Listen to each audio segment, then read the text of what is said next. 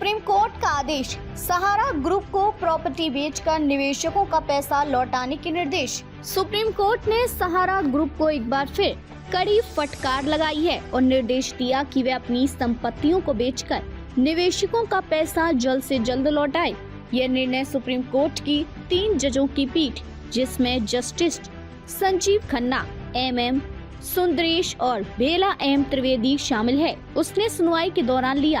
Court ने नाराजगी जताते हुए कहा कि सहारा समूह पिछले 10 वर्षों से अदालत के आदेश का पालन नहीं कर रहा है। 10,000 करोड़ रुपए जमा करने के आदेश। सुप्रीम कोर्ट ने सहारा ग्रुप को यह स्पष्ट कर दिया है कि SEBI सहारा रिफंड खाते में करीब 10,000 करोड़ रुपए जमा करने के लिए समूह पर अपनी संपत्तियों को बेचने का कोई प्रतिबंध नहीं है। कोर्ट ने निर्देश दिया कि सहारा ग्रुप की संपत्तियों को सर्किल रेट से कम कीमत पर बेचा नहीं जाना चाहिए और यदि ऐसी कोई स्थिति उत्पन्न होती है तो पहले कोर्ट से अनुमति लेना आवश्यक है। पहले के निर्देशों का पालन न करने पर नाराजगी। सुप्रीम कोर्ट ने 31 अगस्त 2012 को जारी अपने निर्देश में कहा था कि सहारा ग्रुप की कंपनियां Sahara India real estate corporation limited और SHICL Sahara housing investment corporation limited को अपने निवेशकों से जुटाई गई रकम को 15% वार्षिक ब्याज के साथ सेबी को वापस करना होगा। लेकिन सहारा ग्रुप ने अब तक इस आदेश का पालन नहीं किया है, जिससे कोर्ट ने कड़ी नाराजगी जताई है।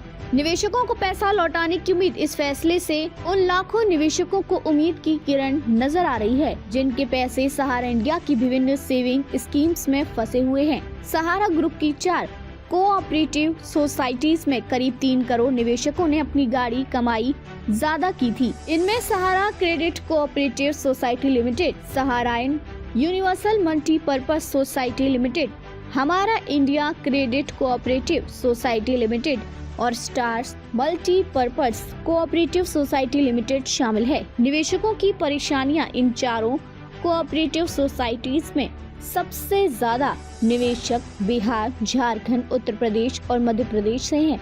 निवेश की अवधि पूरी हो जाने के बाद भी निवेशकों को उनका पैसा वापस नहीं मिला और वे वर्षों से अपनी रकम के लिए संघर्ष कर रहे थे।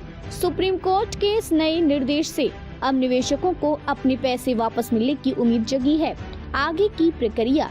सुप्रीम कोर्ट ने सहारा ग्रुप को आदेश दिया कि वे अपने निवेशकों के पैसे लौटाने के लिए अपनी संपत्तियां बेचें।